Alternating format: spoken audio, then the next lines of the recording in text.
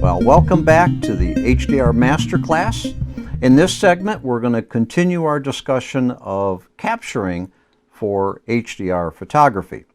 Now, just taking a look at the slide that we left off with, you'll notice here that there's a sequence that I've mapped out in a flow chart, and then I have steps 1 and 2 and 3 and 4 and so on and so forth.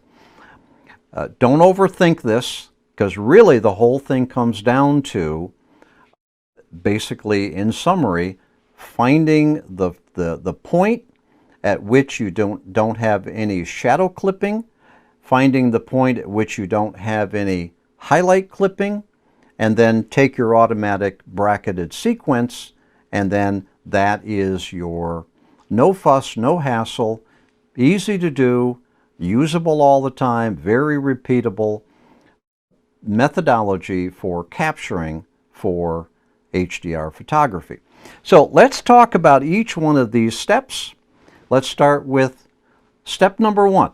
But before we get too far into this, the idea here is to pick your f-stop. I like to shoot for HDR photography using aperture priority.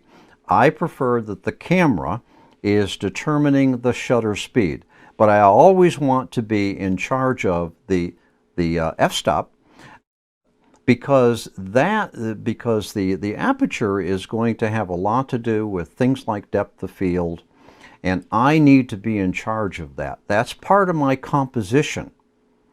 So in aperture priority, I've determined the f-stop, and what I also like to do too is I like to compose the scene first. First thing I do, get it on a tripod, compose the scene just like I would for a single shot, and then I move into my setting up for an automatic exposure bracket. So that brings us to step number 1. All right. And what I do is I set the camera's meter, and I will point out here that we are talking about that meter scale. I like to set the camera up so that the meter scale is right on 0. And what that basically means is that there is no exposure compensation. It is what the camera has determined is the best possible metering position for that particular f-stop and shutter. The camera is in control of the shutter because I'm in aperture priority, and also don't forget my ISO. So I like to get the camera in the center meter position. Now let's move on to step number 2. Step number 2. Now, what I do then is I will adjust the exposure compensation. That on the Canon 6D, that exposure compensation is this wheel right here. And what I do is I will adjust that exposure compensation wheel so that I don't have any clipping on the highlights. That's the right side of the histogram. Keep in mind that we are displaying the histogram on the LCD. So now, once I have my exposure compensation dialed so that I don't have any clipping on the highlight side right here, okay, that's the highlight side, all right, then I know that I'm going to be taking a frame as part of my exposure sequence. I'm going to be taking one particular frame that doesn't have any clipping on the highlight side. So that takes care of that. Then what I do is I plant that in my head. You'll note here that I happen to have a -1 stop. So in this particular example, of course, in real life in the field, you might have something entirely different, but for purposes of illustration, I have derived a positive 1 f-stop. I have no clipping on the highlight side, which gives me a positive 1 on the meter scale. I remember that. Now, step number 3. All right, you'll note here, step number 3, what I do now is I adjust the exposure compensation wheel so that I now have no shadow clipping. And the idea now is to determine where the camera will be able to take an image where I don't have shadow clipping. Now, in this particular case, I have now a positive 5. All right? So, and then I remember that. And so what I've acquired so far is I know now that I'm going to have exposure compensation metering that will be between positive 1 and positive 5. All right? Now, let's go on to step number 4. Now, in step number 4, then what I'm going to do is to adjust that little exposure compensation wheel so that I'm in the middle. And you'll note here from our memory, we had a positive 1 and a positive 5. So I want to dial that back down to something like maybe 2, 2.5, something like that. A little side point here. If you're shooting in RAW, you don't have to be ultra precise with these metering positions. And the reason for that is you have greater latitude.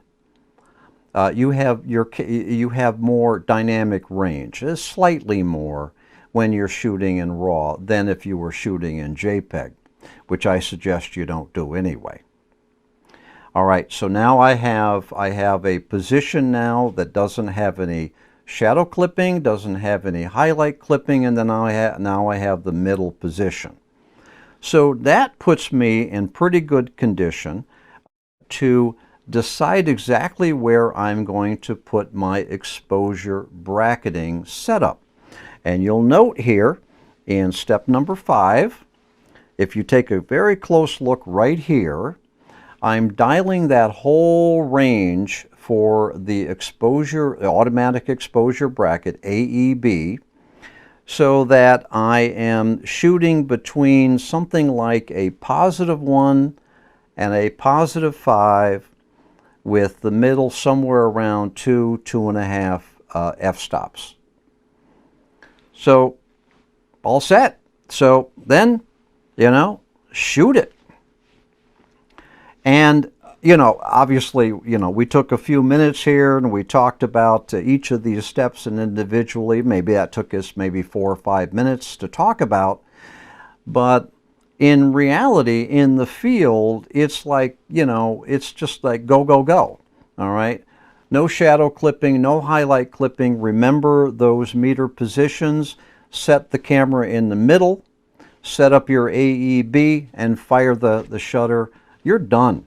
You're done. And you got yourself a good capture sequence. In this example, it's 3. All right? That's all I needed.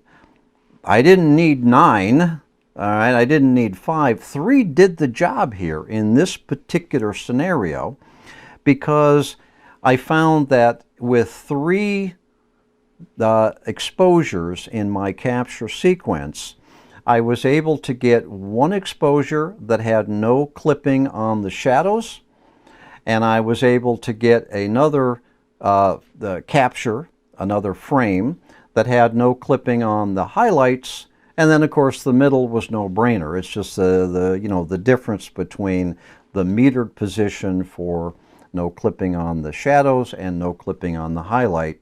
Set up the AEB, shoot the sequence, and you're done. And it really comes down to that. It's not a big deal. Not if you understand the concept of you know your camera is going to do some clipping. Well, I shouldn't say in some scenarios, some scenes, especially with bright highlights and dark areas, your camera may not have the dynamic range to be able to to have no clipping in that scene for the single photo. So what we're doing with the bracketed sequence is we're taking a series of images and understanding that one of those images is probably going to clip on the shadow side, the dark side. One of those is probably going to clip on the highlight side, or maybe not. And then, of course, the middle. And then you use the camera's AEB function to give you that fast exposure bracket. Oh, by the way, AEB, automatic exposure bracket. Now, we're not talking about other types of brackets. We're not talking about white balance bracket. We're not talking any of that. We're talking about AEB, automatic exposure bracket. Because what you want the camera to do is take a shot, adjust the exposure compensation, all right? Take another shot, adjust the exposure compensation, and take another shot. It could be 3, it could be 5, could be 7, that sort of thing. You'll find in time you'll begin to use this sequence in such a way that this will all make sense to you, and you'll be able to expand your skills for capturing in the field. All right, so looking at this whole process all over again, in review, again, it's a matter of finding the point. Let me point this out to you here. Finding the point, I should say the meter position, where you don't have any highlight clipping, remembering that meter position, all right? In this case, it was +1. And then finding the point at which you don't have any shadow clipping. Remember that. In this case, it's +5. All right? And then setting up the middle position, all right, between +5 and +1 and +5. All right? Then go into your AEB functionality. All right? Set that right according to what you remember in this scenario, +1, +5, with the middle about 2.5. You set up your AEB, and then you fire. And you're all set. Now you can move on and take another exposure bracket, and you could do this all day long. No fuss, no muss, easy, repeatable, and pretty straightforward. So let's take a look at this automatic bracketing sequence here in a real life scenario. This is a very tough scene. You'll note here that I got some very bright highlights going on here, if I can get that thing to work right. I got some pretty tough shadow areas right in here. All right, so let's do this. So the first thing I want to do is find a point at which I don't have any highlight clipping right there. So I don't have the histogram crawling up the right side of the graph. And that is going to reveal for me a metering position of +1. All right. Then what I'm going to do is let me go on to the next one. We'll skip ahead a little bit. So now I'm going to meter for no highlight clipping. All right. And then my center point is going to be +3. So I have here an exposure range that goes from my +1 to my +5, and then I'm going to pick the center point of 3. Technically it's 2.5, but when you're shooting raw, you've got some more latitude, so a center bracketed position of +3 is perfectly fine. Even a center point of +2 would be fine as well. So that gives us a pretty good appreciation for the whole process of doing your capture sequences. Now, I don't want to get you to try to remember everything here, but I do want you to have an appreciation that there is ways to be able to implement your HDR capture methodology even when you're not in aperture priority mode. So you can do all of this in manual mode in the camera as well. You can take a few minutes and take a look at this slide. You can pause the video if you want, kind of read down through here. But when you're, just in review, when you're actually doing the exposure, you're doing the exposure bracket in manual mode, you can pretty much follow the same sequence.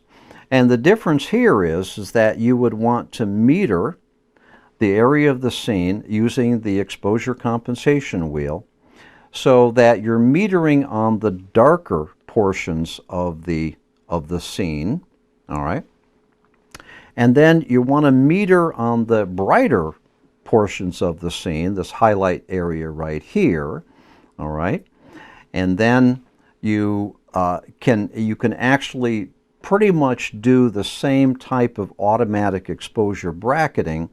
The difference is that you're not actually going to use the AEB function of the camera. You'll actually take your own shots. So you'll meter for your dark areas. The camera's in manual mode now, all right? No aperture priority. You're in full control of the camera. But you meter for the dark areas, you take a shot. You meter for the highlights, you take a shot. And then you actually take a shot in between those two. So you have taken 3 exposures, you press the shutter, you get to decide when you're going to take those. Now, if you're doing this manually, you may not be in a position where you can do anything where there's movement in the scene.